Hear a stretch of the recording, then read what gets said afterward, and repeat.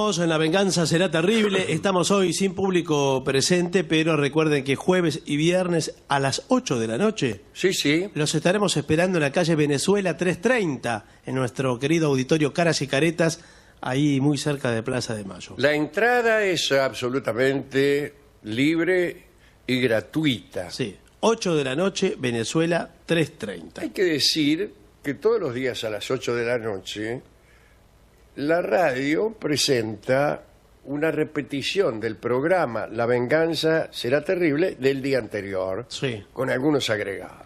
O sea, esto mismo, mañana a las 8 de la noche se puede escuchar. Se puede escuchar con alguna otra gracia quizá también. O esto mismo se escuchó ayer a la medianoche. Porque no sé cuándo Claro, lo está escuchando. Depende cuando usted lo Claro. esté escuchando, señora. Y bueno. Yo no soy adivino tampoco.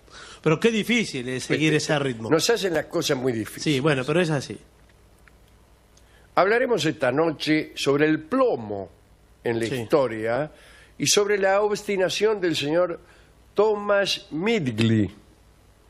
Desde hace miles de años se usa plomo.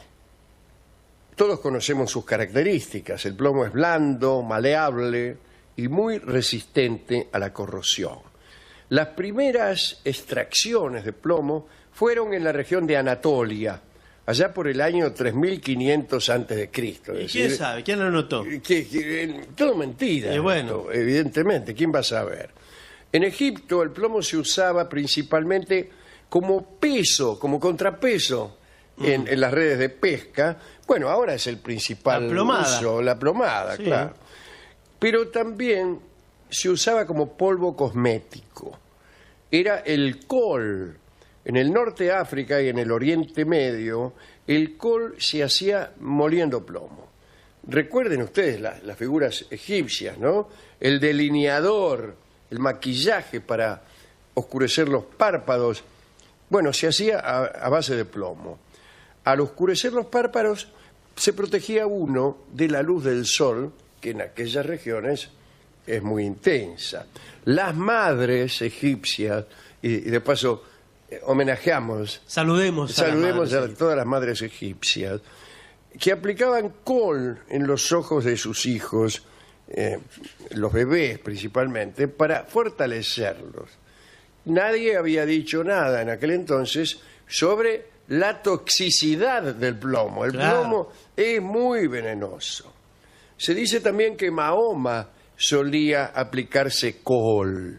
Se escribe K-O-H-L. 3 veces en el ojo derecho y 2 en el izquierdo.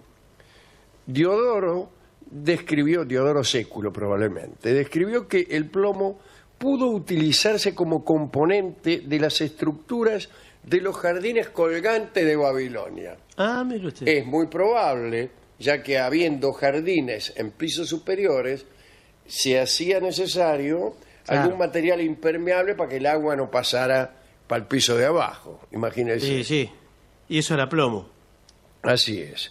Después también en el Imperio Romano, en fin, pero fue recién en el siglo II antes de Cristo cuando un botánico griego llamado Nicandro de Colofón levantó la mano y advirtió que había un problema. Nicandro escribió 2 tratados acerca de envenenamientos y allí dijo, incluso con una voz muy alarmada, que el plomo era peligrosísimo y que causaba, por ejemplo, cólico abdominal, estreñimiento, parálisis de las extremidades y palidez de la piel. Todo eso siglo II antes de Cristo. 2 antes de Y Cristo. se usó hasta recién el plomo. Así para- es. Pero a partir del siglo I antes de Cristo ya empiezan a ser más frecuentes las alusiones acerca de las intoxicaciones que el plomo produce. Plinio el Viejo dijo que los trabajadores en las minas utilizaban máscaras especiales para la protección y declaró que el plomo era dañino para los perros con especial rapidez. ¿Cómo? ¿Para los perros que con especial rapidez era dañino? Era dañino. Ah, bien. Sí, o sea, hacía daño rápidamente. Otra fuente importante de contaminación por plomo provenía de la forma de preparación del vino, ya que la adición de plomo al extracto de las uvas mejoraba el color, daba un sabor azucarado, ayudaba a la preservación del vino. Claro, también te mataba, llegado el caso, ¿no? Algunos historiadores dicen que el envenenamiento por plomo ayudó a destruir al Imperio Romano. En el siglo XX se hicieron estudios con los huesos del Papa Clemente, que se había muerto en el año 1047. Encontraron plomo por todas partes, en una concentración muchas veces superior a la que hoy mismo se considera tremendamente fatal. Pero parece que Clemente usaba el plomo para endulzar. Le echaba plomo a la infusión. Al mate cocido. Sí. Dios mío. Bueno, todo esto que estoy diciendo es para decir que cuando ya todo el mundo sabía que el plomo era de una gran toxicidad, apareció un tipo que se llamaba Thomas Midgley, que empeoró las cosas. Midgley había nacido en Pensilvania en 1889. Estudió ingeniería y se doctoró en 1911. Era considerado un joven brillante. Empezó a trabajar bajo la dirección de Charles Kettering en los laboratorios de investigación de Dayton, en Ohio, que era un centro subsidiario de la General Motors. La General Motors era por entonces un conglomerado de empresas que se había iniciado con Buick, pero ya tenía Chevrolet, Pontiac y Cadillac. ¿Por qué no Oldsmobile?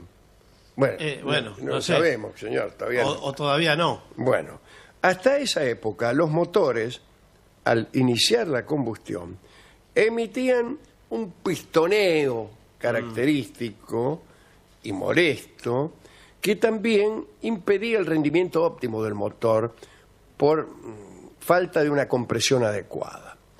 Thomas Midgley descubrió que el problema no se hallaba en el diseño de los motores, sino en la fórmula del combustible.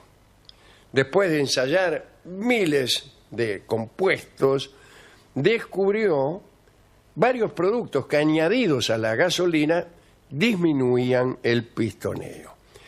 Y así, ensayo tras ensayo, probó el llamado tetráctil plomo, que resultó ser exitoso.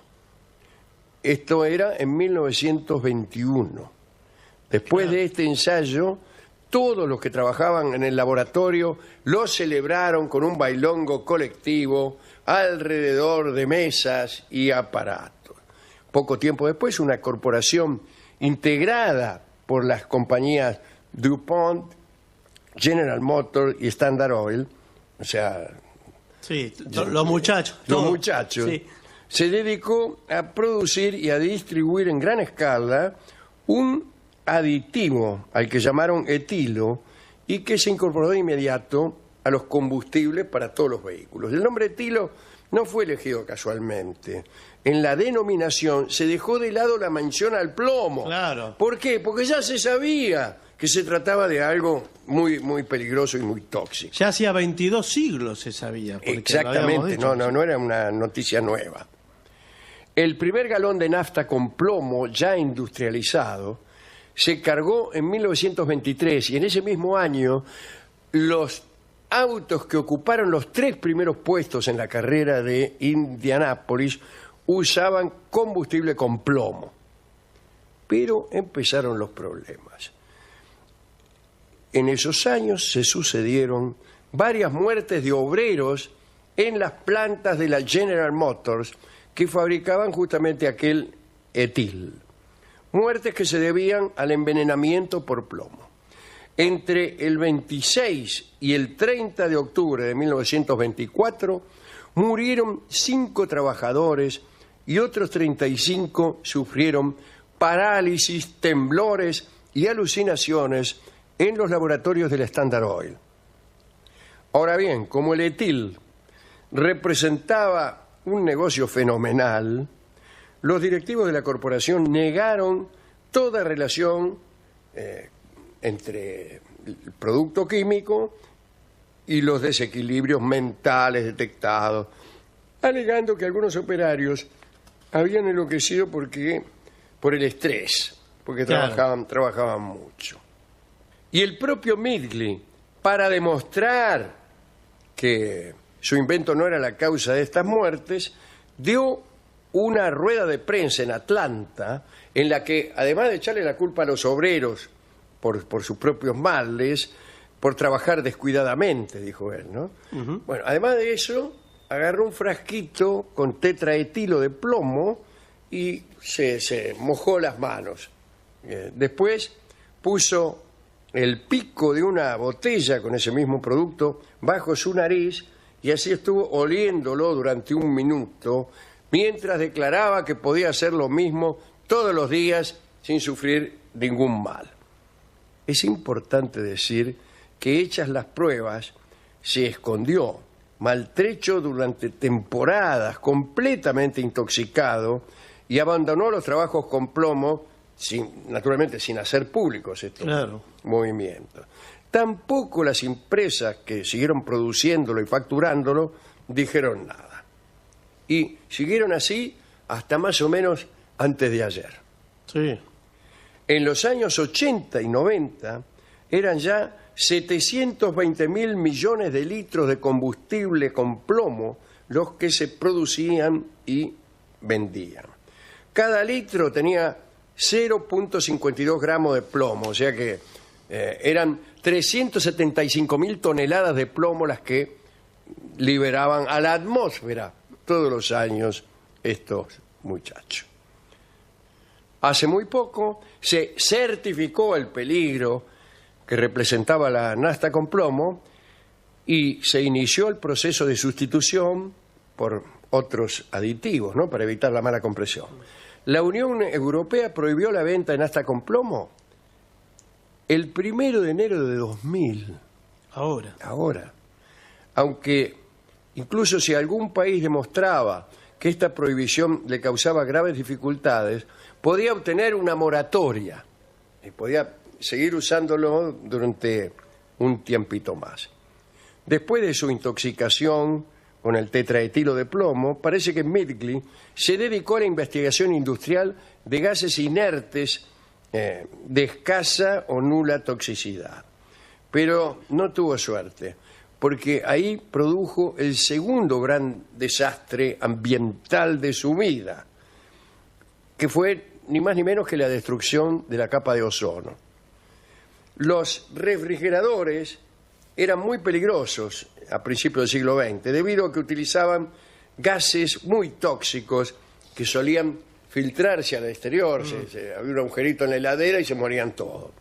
Bueno, por ejemplo, una filtración de un refrigerador en un hospital de Cleveland provocó la muerte de más de 100 personas en 1929.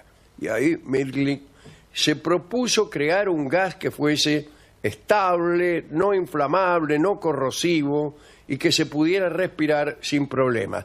Y lo encontró. Obtuvo, gracias a ello, numerosas distinciones, entre ellas la membresía de la Academia Nacional de Ciencias y la presidencia de la Sociedad Química de los Estados Unidos. El gas que inventó Thomas Midgley fue llamado freón. Sí. Y se aplicó de inmediato en refrigeradores, aerosoles, equipos de aire acondicionado. Para que le creyeran que era un gas adecuado y no inflamable, en una nueva rueda de prensa lo inhaló y sopló hasta apagar una vela, y así demostró que el gas era inerte y que no se prendía fuego. Lo malo es que muchos años después se descubrió que el freón pertenece al grupo de los clorofluorocarbonos, CFS. Era el principal destructor de la capa de ozono del planeta. Y su uso fue prohibido definitivamente al comenzar el siglo XXI, después de décadas de tremendos daños atmosféricos que causaron el ensanchamiento del agujero, discúlpeme, de ozono. A los 51 años de edad Thomas Midgley, contrajo poliomielitis, una dolencia que redujo su movilidad. Para poder incorporarse en su cama sin ayuda, diseñó él mismo un complejo sistema de cables y poleas que fue instalado en su lecho. Un día quiso levantarse y se estranguló accidentalmente con uno de esos cables y murió por asfixia. El tipo inventaba cosas que hacían mal, evidentemente. Sobre Midgley ha dicho el historiador John McNeill: este sujeto ha tenido más impacto sobre la atmósfera que ningún otro organismo vivo en la historia de la Tierra. Sí. Extraordinaria historia, ¿eh?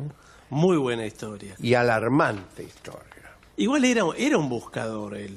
No sé si lo hacía todo de mala fe. El tipo Sí, probaba. evidentemente sí. El tipo Lo hacía probaba, mal, sí. Porque él sabía que el Que era plomo hacía tóxico. mal y se lo cayó como se lo callaron Claro, todas todos las los otros. empresas durante, pero muchos. Y sí, si hablamos de que 2 siglos antes de Cristo, ya lo sabía. ya lo sabían. Pero bueno, este lo empezó a producir en 1923 y terminó de prohibirse en el 2000. Qué impresionante. Y siempre lo supieron. Lo supieron siempre estos muchachos. Lo supieron siempre. Esos son los muchachos. Esos son. Esos tipos son. Esos tipos son. Y el Freón también. El Freón también. El Freón también, porque hasta hace esos poco. tipos han venido al mundo a hacer negocios.